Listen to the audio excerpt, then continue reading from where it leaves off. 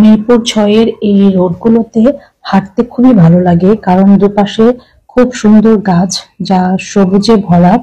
আমার বাসার রোডে এরকম গাছ নেই, কিন্তু আমার ছোট বোনের বাসায় যেতে যে রোডগুলো পড়ে সেগুলোতে অনেক গাছ এবং খুব সবুজের কারণে আমার হেঁটে যেতেই ভালো লাগে আসলে। তো আমরা ওর বাসায় যাচ্ছিলাম, ও আজকে আমাদেরকে ইফতারিতে বলেছে। আমরা যেতে চাইনি, ও জোর করেই ডেকেছে। আমরা সবসময় ওদেরকে ডেকে নিয়ে আসি, কারণ আমরা যেতে চাই না বলে ওদেরকে ডেকে নিয়ে আসি। তো এটা একটা মজা হয়। ও বলে যে তোমরা সবসময় আমাদেরকে ডাকো, তোমরা কখনো আসো না, আজকে তোমাদেরকেই আসতে হবে। এই তো ওর বাসায় যাচ্ছি। এখন ওর বাসার রাস্তাটা আপনাদেরকে দেখাবো একটু পরে। এখন কথা হচ্ছে, ওর বাসায় গেলে আমার একটু অন্যরকম অনুভূতি কাজ করে, কারণ মা থাকতে ওর বাসায় যখন ছিল তখন ওর বাসায় আমি এবেলা না হলে ওবেলা চলে যেতাম, সকালে না হলে বিকালে, আর বিকালে না গেলে পরের দিন সকালে মার সাথে দেখা করার জন্য চলে যেতাম, মার সাথে টাইম স্পেন্ড করার জন্য চলে যেতাম। যখন মা ছিল তখন আমার ছেলেটা এখানে দাঁড়ানো, যদি ওকে না চিনে থাকেন অনেকেই, আমার ছেলেটাকে দেখে রাখেন। ও হচ্ছে ফাবিয়ান, আমার ছেলে, আমার জাদু। আমার সাথে 24 ঘন্টা থাকে, যার সাথে আমার বন্ধুত্ব, যার সাথে আমার ভালোবাসা, যার সাথে আমার রাগারাগি ঝগড়াঝগড়ি সব চলে। এখন ছেলেটা বড় হয়েছে, ঝগড়া করতে শিখেছে। মার কথায় আসি, যখন মা আমার বাসায় থাকতো তখন জেসি আমার বাসায় চলে আসতো এবেলা ওবেলা। যখন মা ওর বাসায় থাকতো তখন আমি চলে যেতাম এবেলা ওবেলা। জেসি বাসার রাস্তাটা এটা, দেখেন কত গাছ। ঢাকায় এরকম গাছওয়ালা রোড কে কে দেখেছেন আমাকে জানাবেন কমেন্টে। আমার বাসার সামনে যে রোড তাতে এরকম গাছ নেই।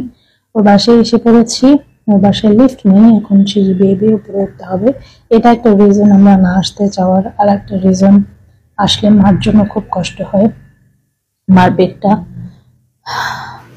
মার বসে থাকা, মার স্মৃতিগুলো সব আমাকে নাড়া দেয়। এই তো ওর বাসায় চলে আসবো এখন। আরো একটা বিষয়, ফাবিনের বাবা আর আমি ওর বাসায় আসতে চাই না আর একটা কারণ, সেটা হচ্ছে ও অনেক কিছু করে। ও এত কিছু করে যে আমরা খেতে পারি না, পরে ও আমাদেরকে সব বেঁধে দিয়ে দেয়, আর ওর অনেক কষ্ট হয়, এই জন্য আমরা চাই না। কিন্তু ও করবেই, যেদিন যাব সেদিন কোনো কিছু কমতি রাখবে না, সাধ্যমতো যত কিছু করা সম্ভব ও করে ফেলে। ওর বেগুনিটা, ওর পেঁয়াজুটা, ওর পুডিংটা শুধু দেখার মতো না, শুধু খেলে পরে বুঝতে পারবেন কত মজা হয়। এগুলো ছিল ইফতারিতে ওর করা আইটেম, সব নিজে হাতে করেছে। এরপরে আমি খাবারের টেবিলটা, রাতের খাবার যে খেয়েছি সেটা আপনাদের সাথে একটু শেয়ার করব, কারণ আমার বোনের বাসায় আমি কি করলাম, কি খেলাম, সেগুলো একটা আপনার সাথে শেয়ার করছি। রোজা না হলে হয়তোবা অন্যান্য যা কিছু করতাম সেগুলো শেয়ার করতাম। ফাবিয়ান আর ইয়াসা খেলাধুলা করেছে, কিন্তু রোজা রাখার কারণে আমি ওদের ভিডিও করার জন্য এনার্জি পাচ্ছিলাম না যে উঠে গিয়ে ফাবিয়ান আর ইয়াসার খেলাধুলার ভিডিও করব। আসলে রোজা রেখে ভয়েস দিতেও কষ্ট হয়, কিন্তু ভিডিও তো দিতেই হবে। আমি জানি না আমি কতটুকু কিরকম করি, চেষ্টা করি আর কি। আমি কিন্তু রাতে খাবারে শুধু ভর্তা আর এই গরম ভাত দিয়ে ভাত খেয়েছিলাম।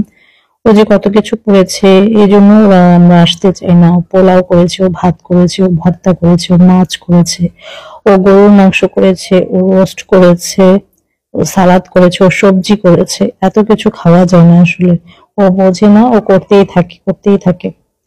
সবাই কেমন আছেন? সবাইকে একটা অনুরোধ করব, আমার ছোট বোন জেসি আবেদিনের যে আইডিটা, একটু কষ্ট করে জেসি আবেদিন আইডিটাতে একটু আমাকে যারা ভালোবাসেন তারা যুক্ত হয়ে যাবেন, আর আমাকে যারা ভালোবাসেন তারা ভিডিওটা ভালো লাগলে লাইক কমেন্ট করবেন, যদি সম্ভব হয় একটা শেয়ার দিতে পারেন। আর যদি ভালো না লাগে দয়া করে এড়িয়ে যাবেন, কোনো রকম বাজে মন্তব্য করবেন না দয়া করে। সবার কাছে অনুরোধ থাকলো, কি কোথা থেকে আমার ভিডিওটা দেখছেন জানালে অনেক খুশি হব। সবাই ভালো থাকবেন, সুস্থ থাকবেন। আসসালামু আলাইকুম, আল্লাহ হাফেজ।